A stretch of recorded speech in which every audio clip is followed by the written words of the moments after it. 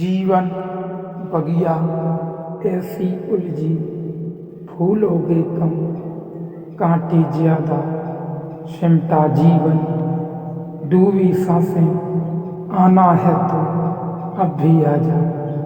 यदि आपने अभी तक अंतिम अध्याय नहीं देखा है तो कृपया करके अंतिम अध्याय देखें, उसके बाद ही इस अध्याय में प्रवेश करें। बिना पिछला अध्याय देखे इस अध्याय को भी न देखें।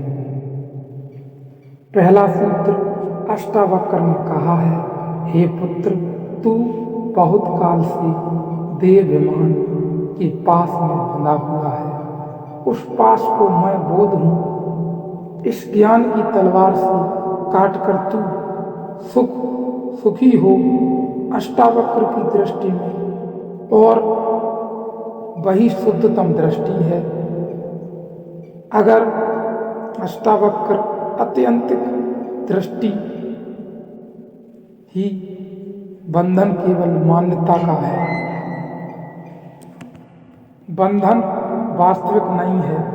रामकृष्ण के जीवन में ऐसा उल्लेख है कि जीवन भर तो उन्होंने माँ काली की पूजा की, अर्चना की, लेकिन अंततः उन्हें लगने लगा कि यह तो द्वैत ही है, अभी एक का अनुभव नहीं हुआ। प्रीतकर है, सुखद है, लेकिन अभी तो दो ही बने हैं। कोई स्त्री को प्रेम करता है, कोई धन को प्रेम करता है, कोई पद को। उन्होंने माँ काली को प्रेम किया, लेकिन प्रेम अभी भी दो में बटा है। अभी परम अद्वैत नहीं घटा। पीड़ा होने लगी तो वे प्रतीक्षा करने लगे कि कोई अद्वैतवादी, कोई वेदांती, कोई ऐसा व्यक्ति आ जाए जिसकी राह मिल सके। एक परमहंस तोतापुरी गुजरते थे। रामकृष्ण ने उन्हें रोक लिया और कहा, मुझे एक दर्शन करा दे। तोतापुरी ने कहा, यह कौन सी कठिन बात है? दो मानते हो इसलिए हैं, मान्यता छोड़ दो। पर रामकृष्ण ने कहा, मान्यता छोड़नी बड़ी कठिन है। जन्म भर सादा है उसे। आंख बंद करता हूँ, काली की प्रतिमा खड़ी हो जाती है, रस में डूब जाती है। भूल जाता हूँ कि एक होना है। आंख बंद करते ही दो हो जाता हूँ। ध्यान करने की चेष्टा करता हूँ, द्वैत हो जाता हूँ। मुझे उभारो। तो तोतापुरी ने कहा, ऐसा करो, जब काली की प्रतिमा बने तो उतना उसे एक तलवार से टुकड़े कर देना। रामकृष्ण ने कहा, तलवार कहाँ से लाऊं? तो जो तोतापुरी ने कहा वही अष्टावक्र का वचन है। तोतापुरी ने कहा, यह काली की प्रतिमा है से लेकर आप हर वहीं से तलवार भी ले आना जहां से आप काली की प्रतिमा लाते हो। यह भी कल्पना है। इस भी कल्पना से सजाया संवारा है। जीवन भर साधा है, जीवन भर पुनरुक्त किया है तो प्रगाढ़ हो गई। यह कल्पना ही है। सभी को आंख बंद करके काली तो नहीं दिखाई पड़ती, नहीं आती। ईसाई आंख बंद करता है, ईसाई आंख बंद करता है तो उसे क्राइस्ट नहीं दिखाई आते। कृष्ण का भक्त आंख बंद करता है तो कृष्ण आते हैं, क्राइस्ट नहीं आते। क्रिश्चियन का तो महावीर नहीं आते। जो तुम कल्पना से प्रतिबद्ध होकर आ जाती है। रामकृष्ण ने काली को साधा तो कल्पना प्रगाढ़ हो गई। बार बार पुनरुक्त से निरंतर स्मरण से कल्पना इतनी यथार्थ हो गई कि अब लगता है काली सामने खड़ी है। कोई वहां खड़ा नहीं है, चैतन्य अकेला है।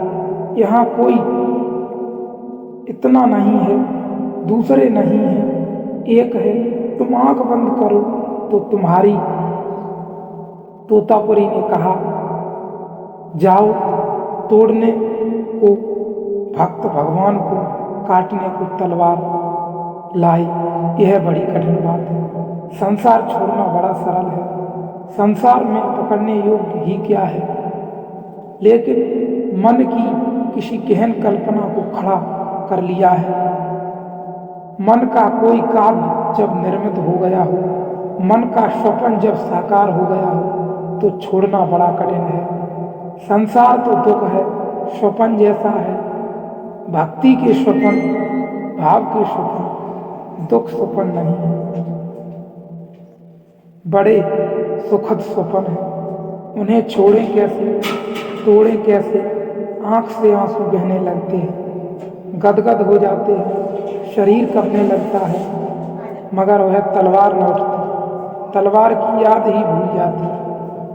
आखिरकार तोतापुरी वहाँ से बहुत हो गया, कई दिन बैठकर ऐसे न चलेगा, या तो तुम करो या तो मैं जाता हूँ, मेरा समय खराब मत करो, यह खेल बहुत हो गया। तोतापुरी उस दिन एक कांच का टुकड़ा ले आया और उसने कहा कि जब तुम मगन होने लगोगे तब मैं तुम्हारे माथे को कांच के टुकड़ों से काट दूंगा। जब मैं यहाँ तुम्हारा माथा काटूं तो भीतर एक दफा हिम्मत करके उठा लेना तलवार और कर देना 2 टुकड़े, बस यह आखिरी है, फिर मैं न रुकूंगा। तोतापुरी की धमकी जानी की और फिर वैसा गुरु खोजना मुश्किल होता। तोतापुरी अष्टावक्र जैसा आदमी रहा हो। जब रामकृष्ण आंख बंद किए, काली की प्रतिमा उभरी और वे मग्न होने लगे। ये आंख से और बहने की आंसू थे, उद्रेक हो रहा था, उमंग आ रही थी, रोमांच हो रहा था कि तोतापुरी ने लिया कांच और माथे पर जहां आज्ञा चक्र है वहां से लेकर ऊपर से नीचे तक कांच के टुकड़ों से माथा काट दिया। खून की धार बह गई। हिम्मत उस वक्त भीतर रामकृष्ण ने भी उठा ली तलवार, 2 टुकड़े कर दिए।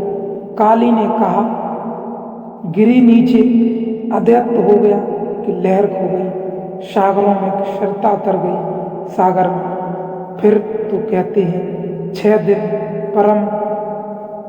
परम रूप में डूबे रहे, न भूख न प्यास, न बाहर की सुध रही, न बुध, सब भूल गए। और जब देह 6 दिन के बाद आंखें खोली तो पहला वचन कहा, वह यही आखिरी बाधा गिर गई।